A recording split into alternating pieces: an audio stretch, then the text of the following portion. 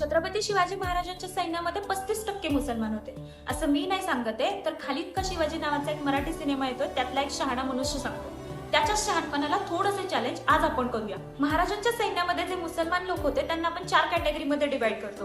Number 1, शहाजीराजांनी जहागिरीच्या कारभारासाठी पाठवलेले लोक. यामध्ये नूर खान सरनोबत, जैना खान पीरजादे, सिद्धी अंबर बगदार, बहलीम खान हवालदार आणि कासिम बेग हवालदार. पण 1657 साली छत्रपती शिवाजी महाराज कायमचे राजकीय दृष्ट्या आपल्या वडिलांपासून वेगळे झाले आणि स्वतंत्र राज्यकारभार करू लागले. त्यानंतर इतिहासातनं ही नावं सुद्धा गायब झाली. नंबर 2, स्वतः महाराजांनी काही टेक्निकल रिझन्ससाठी नियुक्त केलेले लोक. यामध्ये दर्या सारंग आणि दौलत खान जे नौदलाचे अधिकारी होते, कारण त्यावेळेला मराठ्यांना फक्त जमिनीवरच्या युद्धाचा अनुभव होता, समुद्रातल्या युद्धाचा नव्हता.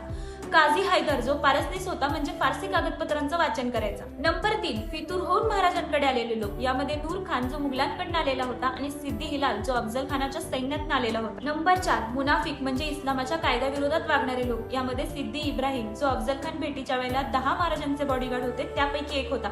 सभासद बकर आणि शिवभारतामध्ये त्याचं नाव येतं. शामा खान हा एक मनुष्य आपल्याला फक्त आणि फक्त सभासद बकरीमध्ये भेटतो. असे टोटल फक्त 12 मुसलमान महाराजांच्या सैन्यामध्ये होते आणि 436च्या आसपास हिंदू लोक होते. म्हणजे पर्सेंटेज काढायला गेले तर ते फक्त 2.67% एवढेच होतात.